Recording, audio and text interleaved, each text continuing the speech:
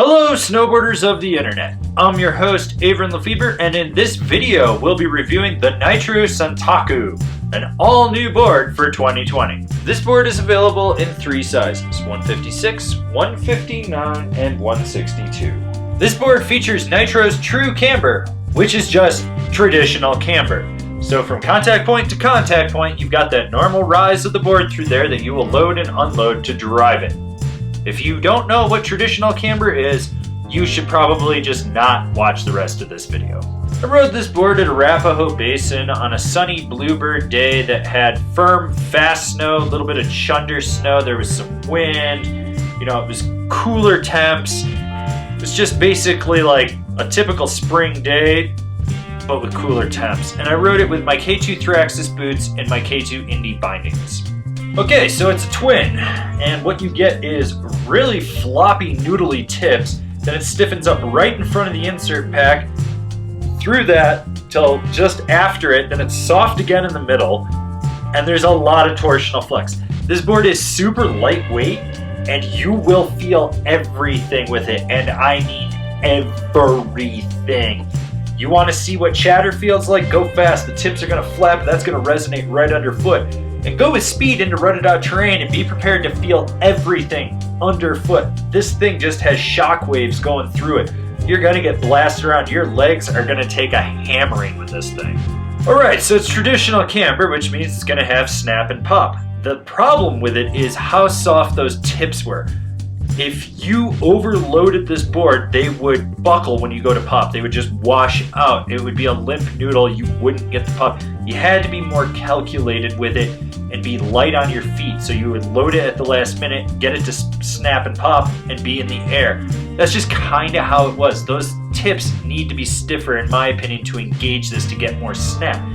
I hit some small jumps with it, it got the job done. Would I have hit anything bigger? That's debatable, because I'm pretty sure that I wouldn't have been able to land it because I would have washed out. But at the same time, this is a sample of a board, so I'm going to assume that this maybe was built wrong, because it really shouldn't be this way. It should have been awesome for everything that it had going for it written on paper. Those tips are so fucking soft. Anytime I would try to pop into a butter, it would just wash out. I would overpower it, basically. I found that if I had just sort of swiveled into it rather than pop into it, it was a little more controlled. That sweet spot in the nose and tail is so frigging immense.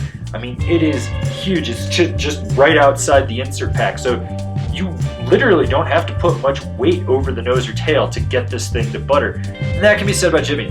Lean back, lean forward, you're in a press. You do have camber between the feet, so it's gonna hug whatever feature you're on.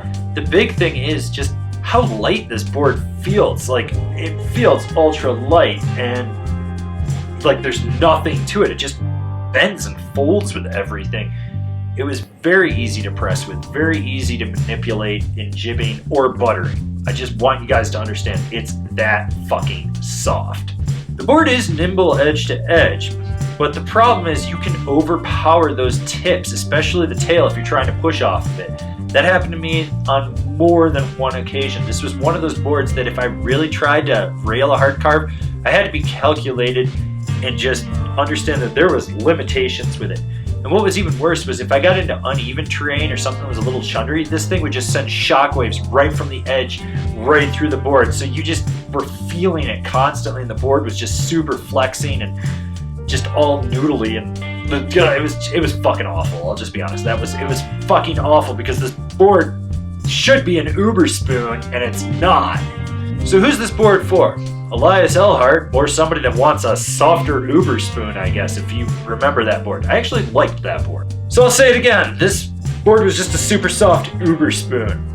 I actually like that board. I do not like this board. It was just too soft. I could overpower it so easily. It was just underperforming in that regard, because I could drive through anything and it would just buckle and fold. Like, how I didn't die on this thing is actually beyond me. I probably should have died like at least 20 times in the first 5 runs.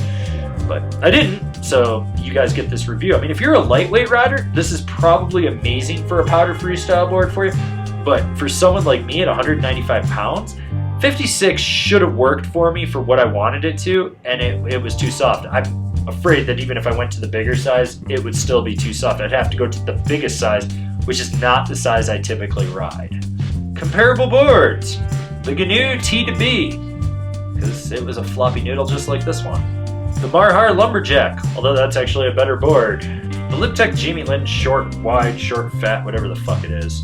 This has been my review of the Nitro Santaku. Do you agree? Do you disagree? Do you own one? Are you going to buy one? Leave me a comment down below. Let's have a conversation about this floppy gym noodle of a twin powder freestyle board. If you're new here, remember to subscribe, click the bell, get those notifications. That way you're not missing any of the videos we've got coming out for all you snowboarders of the internet.